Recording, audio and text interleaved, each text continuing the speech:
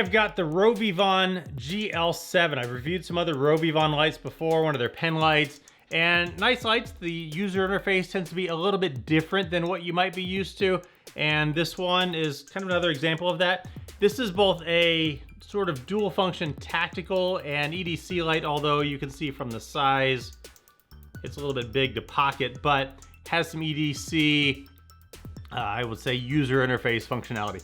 So let's have a look at this. This light retails for about $60 on Amazon. I'll try and put some links down below. This light puts out up to 2,000 lumens with an included 18650 battery. It is rechargeable with the port on the side here that I'll show you. It comes with some stuff to do that with. And it's got 2 buttons to do the user interface here. Also, the thickness is apparently the same if you want to put this as a weapons mounted light with one of the clamps around it on, say, a rifle. Going over some of the basics of the design of the light here. On the back is the rubberized tail button. This is both good for a momentary and full on, which I'll show you. On the sides here, there are 2 spots you can attach a lanyard, which it does come with, as long as we're talking about that. And as long as we're on that, extra O-ring and extra cap for place where you charge it here. And then it also comes with a USB, sort of a mini USB-C cable that you can use to charge it. So there's that. On the back ring here, you take this off, and inside there is a Rovyvon 3400 milliamp hour 18650 battery, rechargeable of course. And while this is off, you can take the cigar ring off if you don't like that. Alternatively, you can put it back on. Oops, we should put the battery back on if we want this to work. And you can screw that down. Now, kind of interestingly, this is not a big deal. This is just interesting. When the tail cap is fully tightened down, the cigar ring actually rotates some. I don't know if that's good or bad necessarily. It just is. So the cigar ring, if you're going to hold it like this for some tactical type stuff, you can do that. Moving forward, the pocket clip right there. The pocket clip is removable if you are not one to want to carry it with a pocket clip. This does not come with a belt clip case like some lights do. Not that I really ever use them, but this one doesn't come with one. The clip doesn't have a lot of underclip roughness, so this should be okay going into your pocket. Although again, it's not exactly a small light to carry in your pocket, but you could, especially if you take that cigar ring off, it's going to be a little less offensive, I think, in your pocket. Moving forward down towards the head, there's the side button here that you can use for more of the EDC functions. Over on this side is the charging port right there. USB-C cable goes in there. And then down onto the front is that deep, smooth reflector that's going to give this a decent amount of throw. Pretty tight beam this has that I'll show you. Now, as long as we're up here, when you plug that USB-C cable in there and it's charging, this will breathe a green light, and then when it's fully charged, it will be a solid green. And this seals back up to give it some waterproofing. And it takes about 2 hours to fully charge. Now let me talk about the user interface for this, because the user interface is a little bit complicated. If you're used to standard, what I'll call standard flashlights, the user interface on this requires just a little bit more thought, a little bit more understanding. This is not a light that you can just pick up and automatically understand how it works, because there are some different functions with that, and let me talk about those. First, the tactical side of it is done with the tail button. The tail button can either momentary press or full on, and the tail button rotates between 3 different modes: full on, SOS, and strobe, and you get through those by just clicking through them. If you leave it on one of those for more than 3 seconds, it will then lock that mode in and have mode memory so that when you turn it on the next time, it will come back to that. So here it is in strobe, and then you can half press to SOS, and then to full on. Now, if I leave it in that full on for a couple seconds, that should be 3 seconds by now, when I turn it off and I turn it back on, it will come under that full on. Then you can also click it full on and it will stay, and you can go back off. Click it back onto full on, and then again, to just alternate between them, you can just click between the 3 of them kind of rapidly. That's that. The side button is more of the everyday, the EDC user interface, and this has 2 different modes. This is where it also gets a little bit complicated. The way you turn it on to low is you double click the side. double click, it will come onto the low of 10 lumens. It will do that for 110 hours. And then to ramp up through the 4 brightnesses, you just single click it: low, medium, high, and turbo. And then it just alternates back and forth between the 4 of those, cycles back through them. It does have mode memory, so if you leave it off on the turbo, which is 2000 lumens, you long press it for 0.3 seconds and it turns off.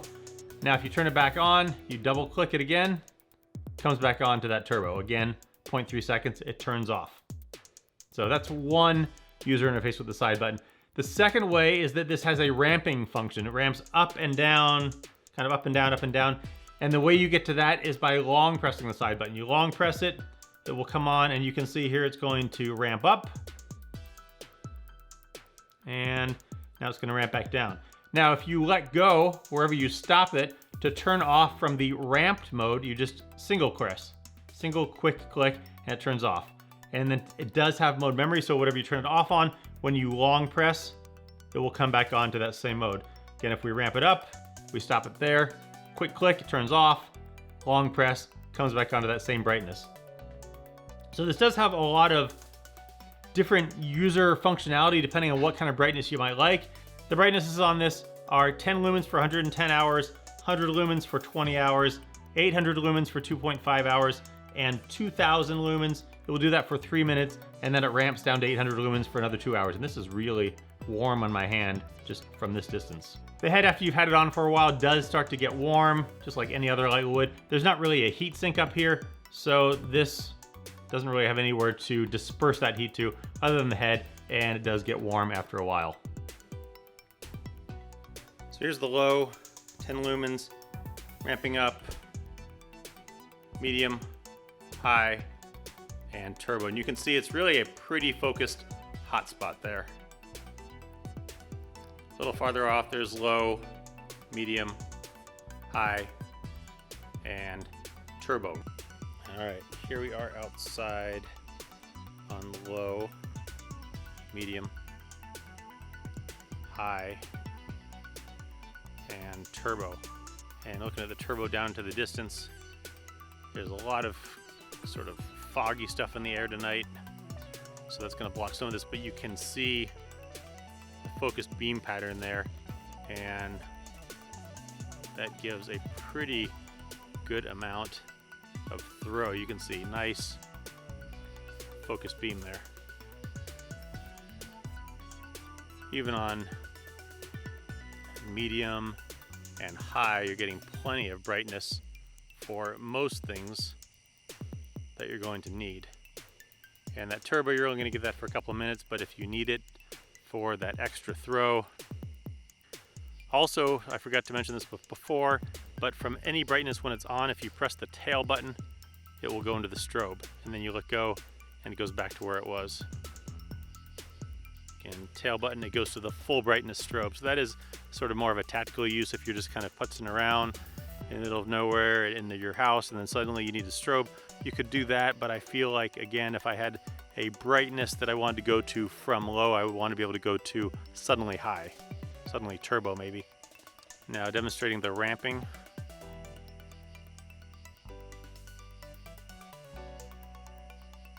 Up, coming back down. Some closing thoughts on this light. For $60, it's a pretty decent light. It's well built, it feels very sturdy, it feels very solid in your hand. Good lot of heft to it. If you want to use this in a fighting type of way, there's not a crenulated bezel, but you could certainly get this in your hand and you could strike someone with it if you want to use it in that type of capacity. It has a good tactical function as far as that instant on for momentary or full press it on.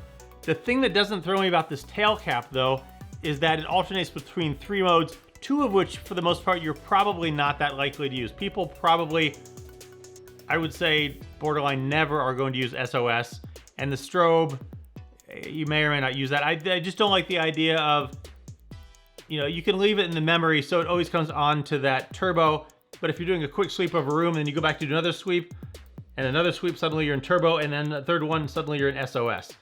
So I don't really like that this alternates between the 3 modes that quickly. I would like to just have this maybe as a dedicated full-on brightness.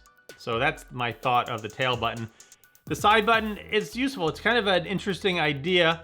double click to get to the previous modes. It's easy enough to use. The problem with it is that it is different than a typical light. So you're going to have to kind of remember how this light works compared to some of your other lights. If this is your only light, no big deal. But if you've got several lights, then this may be, you know, take a little bit of brain power every time you use it. And, you know, maybe not your go-to light for a tactical emergency for that purpose. Because if it's an everyday use, you have time to maybe figure out how this works. And again, for that tactical use, it's not that I don't trust it. I don't trust myself to have left it in the right mode. And I don't want to go back and start sweeping rooms with it with a momentary on and suddenly sweep rooms in SOS. So I think it's a good light for what it is. I think the user interface could be just a little bit simplified. It is very bright. It gives a good focused, good amount of throw for the beam. I think that part of it is great. It's got that nice smooth reflector there that gives that decent throw to the beam. So nice light, just understand how it works, understand what the functionality of it is. And if you're looking for something in this realm, some links down below. Check this one out from Rovyvon.